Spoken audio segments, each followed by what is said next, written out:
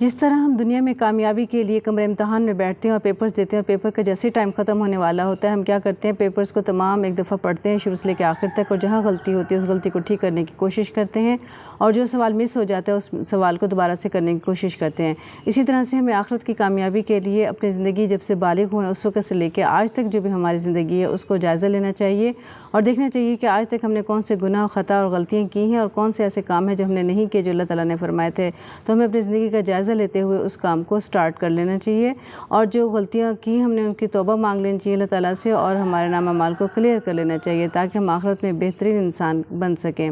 تو زندگی اور آخرت کی زندگی میں کامیابی دونوں کے لیے ہمیں اپنے اپنے پیپرز کا جائزہ لینا چاہیے اور دیکھنا چاہیے کہ ہم زندگی کے کس موڑ پہ کیا کر رہے ہیں۔ تو تھوڑی دیر کے لیے کبھی کبھار رک کے سوچنا چاہیے کہ میں کیا کر رہی ہوں اور میں کیا کرنے آئی تھی اس دنیا میں، اور کہاں کہاں میں غلطیاں کر رہی ہوں، کون کون سے حقوق اللہ اور کون سے حقوق العباد کی ادائیگی میں نہیں کر رہی ہوں۔ تو ہمیں اپنے حقوق اللہ اور حقوق العباد کی ادائیگی کے لیے لازمی وقت نکالنا چاہیے اور دیکھنا چاہیے، جائزہ لینا چاہیے کہ جو نام اعمال ہم تیار کر رہے ہیں، جو اپنے ساتھ ہم لے کر جائیں گے، کیا واقعی وہ ایسے ہی ہے جیسے کہ اللہ تعالیٰ نے فرمایا تھا کہ ہم تیار کر کے لے کر آئیں۔ اگر ایسا نہیں ہے تو ہمیں توبہ کرتے ہوئے اپنے نام اعمال کو صحیح کر لینا چاہیے۔ تو یہی زندگی کا مقصد ہے اور ایسے ہی ہمیں ہونا چاہیے، کیونکہ اس دنیا میں ہم صرف اپنے نیک اعمال لینے کر آئے ہیں، وہی نیک اعمال ہی ہمارے ساتھ جائیں گے۔